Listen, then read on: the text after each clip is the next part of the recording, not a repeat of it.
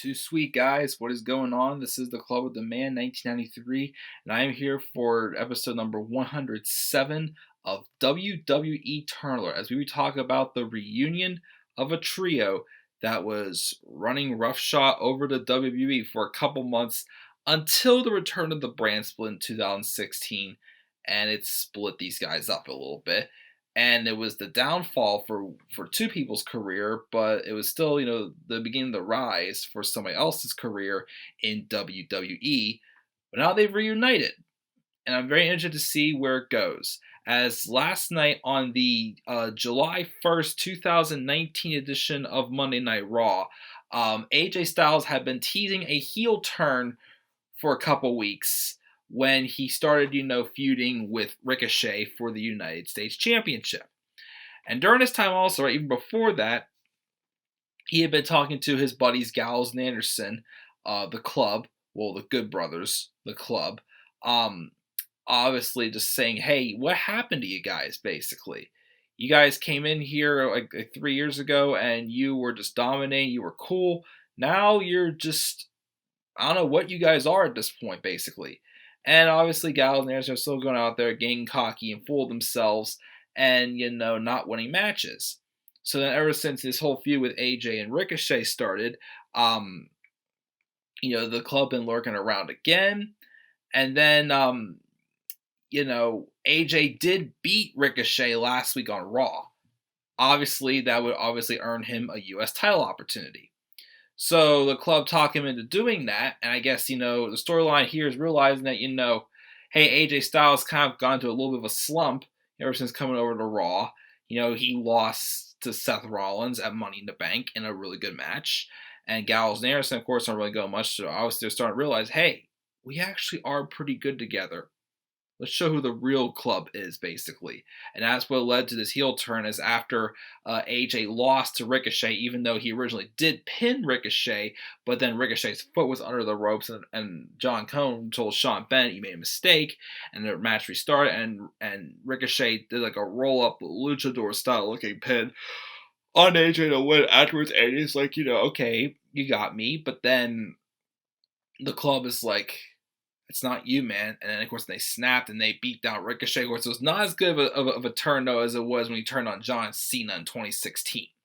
And the thing that kind of bothers me a little bit about this turn is I feel like they kind of completely recycled that story, building up in some ways to the turn actually happening, making it a little more predictable, of course, than it did happen in 2016. In 2016, it caught me off guard. I did not think AJ Styles was going to turn heel when he did it all.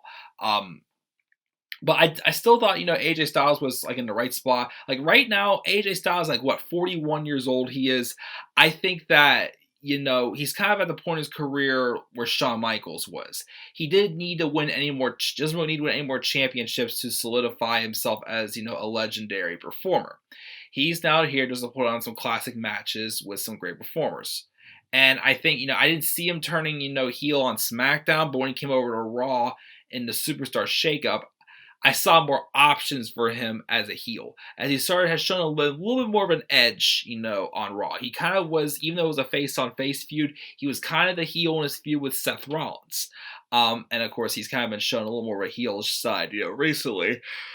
And of course, the club as well. The club, of course, is the big question mark here, because there was rumors a couple months ago they were not going to be re-signed when their contract expired in September. Now I'm hearing there's contract offers out there, and they haven't signed them yet, but they're considering signing them. Basically, what happened with Ryback before he left in 2016. He was offered a contract, guaranteed things, but he wanted to wait and see if they were going to go through with this. So I'm guessing they're giving, this reunion with the club as in a trial run and see where it's going to go. Like, this needs to be more of a long-term thing for sure. I don't know where it's going to be. Of course, I don't think Ricochet is dropping the U.S. title to Styles yet. I don't think it's going to happen. I mean, I think they're going to have a third match at Extreme Rules. But, right now, the Revival have the Raw tag titles. I'm not sure. Maybe, the Usos will win off them, and then the club will win them off them, which, of course, could get the club back on track. Because, again, they have not been on track at all ever since them and AJ split in 2016. That whole feud with the New Day, again, just absolutely killed them. and they just haven't recovered since. They had one brief run with the tag titles from Royal Rumble till WrestleMania, but it was just a very forgettable title reign because once again, all they did was they were fed the Roman Reigns. They turned face. They briefly reunited with Finn Balor until they got separated again in the Superstar Shakeup. And yeah, so they've been basically directionless, but they may be staying now, so maybe they'll get them back on track. AJ Styles, of course, is fine as a babyface, but obviously to give him something different, dude, make him a heel, fine with me. But again, because this, of course, the big question is how will the club definitely benefit from them being reunited with AJ again. I mean, I know these guys are really good friends in real life, so I'm sure they'll make it work, have a great time with it, and again, just see what happens. So what are your thoughts on AJ Styles and the club turning heel officially on the July 1st, 2019 edition of Raw?